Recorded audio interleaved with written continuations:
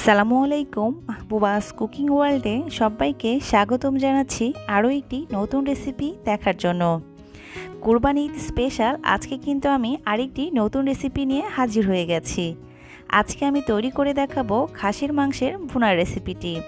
তবে এই মাংসটি সম্পূর্ণ গন্ধ দূর করে কিভাবে রান্না করতে হয় সেই রেসিপিটি আজকে আমি আপনাদের সঙ্গে শেয়ার করছি।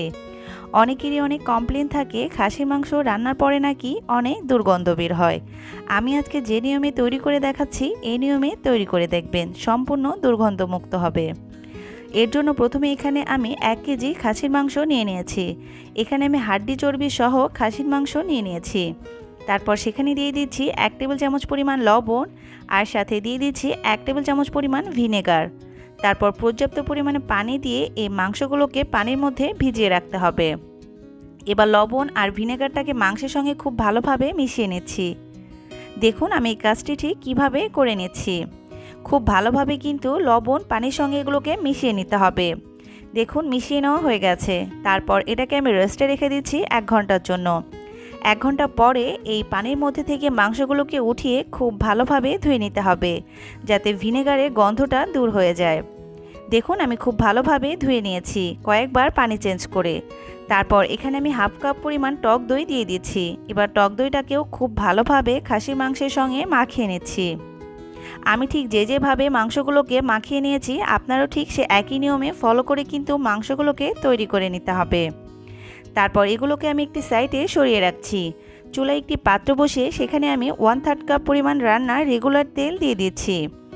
তেলটা হালকা একটু গরম হয়ে আসলে এখানে আমি দিয়ে দিচ্ছি 2টি দারচিনি, 2টির মতো তেজপাতা, 5 থেকে 6টির মতো সবুজ এলাচ, সাথে দিয়ে দিচ্ছি 2টি কালো এলাচ। তারপর দিয়ে দিচ্ছি 3 থেকে 4টি লবঙ্গ, আর দিয়ে দিচ্ছি 10 থেকে 15টি গোলমরিচ। তারপর এখানে আমি সাথে অ্যাড করে দিচ্ছি 1 কাপের মতো পেঁয়াজ কুচি। এবার এই সবগুলো মশলার সঙ্গে পেঁয়াজটাকেও খুব ভালোভাবে নেড়েচেড়ে হালকা সফট করে ভেজে নিচ্ছি, যাতে পেঁয়াজের মধ্যে থাকা কাঁচা গন্ধটা দূর হয়ে যায়। তাই অনবরত নেড়েচেড়ে পেঁয়াজগুলোকে হালকা সফট করে ভেজে নেব।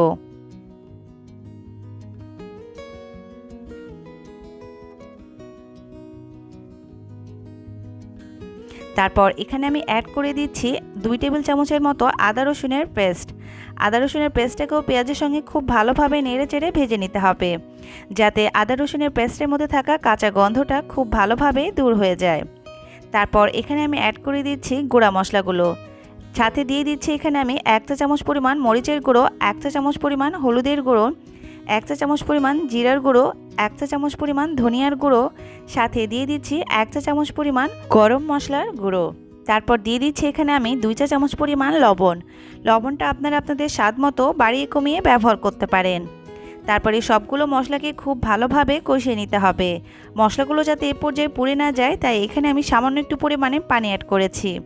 এবার মশলাটাকে অনবরত নেড়েচেড়ে খুব ভালোভাবে কষিয়ে নিতে হবে। দেখে নিশ্চয়ই বুঝতে পারছেন যে মশলাগুলোকে ঠিক কিভাবে কষিয়ে নিতে হবে। ঠিক যখন ওপর থেকে তেলটি ভেসে আসবে সে পর্যায়টাকে আবারও খুব ভালোভাবে নেড়েচেড়ে কষিয়ে নিতে হবে।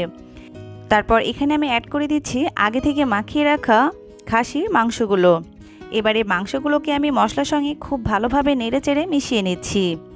এ পর্যায়ে কিন্তু খুব ভালোভাবে মাংসগুলোকে মশলার সঙ্গে নেড়েচেড়েও কষিয়ে নিতে হবে। খাসির মাংস রান্নার সময় দেখবেন মাংসগুলো যত বেশি কষিয়ে নেওয়া যায় মাংসগুলো কিন্তু তত বেশি মজাদার হবে, আর মাংসের মধ্যে থাকা দুর্গন্ধগুলোও কিন্তু দূর হয়ে যাবে।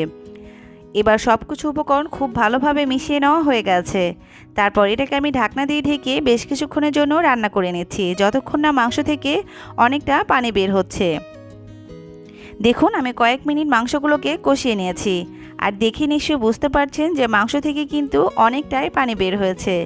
এই পর্যায়ে এগুলোকে আমি আবারও খুব ভালোভাবে নেড়েচেড়ে মিশিয়ে নিচ্ছি।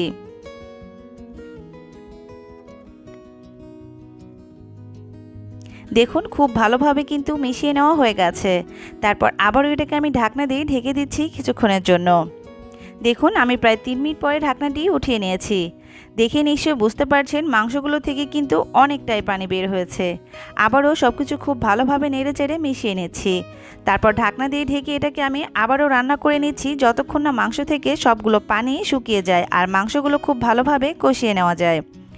দেখে নিশ্চয়ই বুঝতে পারছেন মাংসগুলো কিন্তু খুব ভালোভাবে কষিয়ে নেওয়া হয়ে গেছে। মাংসের মধ্যে কিন্তু আর কোনো পানি নেই এবং মাংস থেকে তেলটাও কিন্তু ছেড়ে দিয়েছে। এ পর্যায়ে সব কিছু খুব ভালোভাবে নেড়েচেড়ে আবারও মিশিয়ে নিচ্ছি। তারপর এখানে আমি অ্যাড করে দিচ্ছি 2 কাপের মতো গরম পানি। চেষ্টা করবেন এই পর্যায়ে এখানে গরম পানিটি অ্যাড করার, এতে করে মাংসগুলো কিন্তু খুব দ্রুতই সিদ্ধ হয়ে যাবে। এবার গরম পানিটিকেও মাংসের সঙ্গে খুব ভালোভাবে নেড়েচেড়ে মিশিয়ে নিচ্ছি। দেখুন খুব ভালোভাবে গরম পানিটিকেও কিন্তু মাংসের সঙ্গে নেড়েচেড়ে মিশিয়ে নেওয়া হয়ে গেছে। তারপর এ পর্যায়ে আবারও আমি ঢাকনা দিয়ে ঢেকে 2 থেকে 3 মিনিটের মতো রান্না করে নিচ্ছি। দেখুন 2 মিনিট পরে আমি ঢাকনাটি উঠিয়ে দেখিয়ে দিচ্ছি। এ পর্যায়ে আবারও সব কিছু খুব ভালোভাবে নেড়েচেড়ে মিশিয়ে নিচ্ছি। আর এই পর্যায়ে আপনারা ঝোলটা ঠিক যেরকম রাখতে চান সেই রকম করে এটাকে রান্না করে নিতে হবে। আর লবণটাও কিন্তু এই পর্যায়ে চেক করে নিতে পারেন, যদি দেওয়ার প্রয়োজন মনে হয় তাহলে এই পর্যায়ে অ্যাড করে দিতে পারেন। আবারও ঢাকনা দিয়ে ঢেকে আমি বেশ কিছুক্ষণের মতো রান্না করে নিচ্ছি। দেখুন আমি কয়েক মিনিট রান্না করে নিয়েছি, আর দেখে নিশ্চয়ই বুঝতে পারছেন মাংসটা ঠিক কীরকম হবে। এ পর্যায়ে এখানে আমি খুব ভালোভাবে নেড়েচেড়ে মিশিয়ে নিয়ে অ্যাড করে দিচ্ছি হাফ কাপের মতো পেঁয়াজ বেরেস্তা। অবশ্যই কিন্তু এই পেঁয়াজ বেরেস্তাটা এখানে ব্যবহার করার চেষ্টা করবেন, এতে করে খাসির মাংসের ভুনার টেস্ট কিন্তু দ্বিগুণ বেড়ে যাবে। এবার এই পেঁয়াজ বেরেস্তাটাকেও খুব ভালোভাবে নেড়েচেড়ে মিশিয়ে নিচ্ছি। দেখুন মিশিয়ে নেওয়া হয়ে গেছে। তারপর এখানে আমি অ্যাড করে দিচ্ছি 4টির মতো কাঁচামরিচ। সাথে এখানে আমি অ্যাড করে দেব 1 চা চামচের মতো ভাজা জিরার গুঁড়ো। অবশ্যই চেষ্টা করবেন এই উপকরণগুলো ব্যবহার করার, এতে করে কিন্তু দেখবেন খাসির মাংসের ভুনার টেস্ট দ্বিগুণ বেড়ে যাচ্ছে। এবারে ভাজা জিরার গুঁড়োটিকেও খুব ভালোভাবে নেড়েচেড়ে মিশিয়ে নিচ্ছি। তারপর এই সবগুলো উপকরণ থেকে যেন খুব ভালো একটা গন্ধ বের হয়, তাই এগুলোকে আমি ঢেকে 2 থেকে 3 মিনিটের মতো দমে রেখে দিচ্ছি।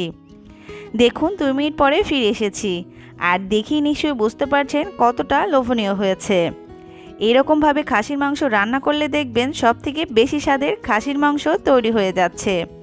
আর এই খাসির মাংসের ভুনাটা যে আসলে কতটা মজাদার, একবার তৈরি করে না খেলে কিন্তু আপনারা বুঝতেই পারবেন না। তো আশা করছি এই কোরবানির ঈদে আপনারা চাইলেই কিন্তু এই খুব সহজ রেসিপিটা বাসায় তৈরি করতে পারেন।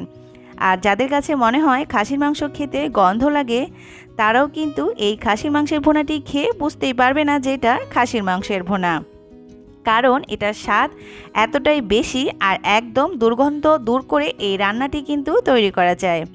আমি আজকে ঠিক যে নিয়মে এই মাংসটি তৈরি করেছি, আপনারাও হুবহু সেটা ফলো করলে এইরকম পারফেক্ট রেজাল্ট আপনারাও পাবেন। আজকের মতো এখানেই বিদায় নিচ্ছি। আল্লাহ হাফিজ।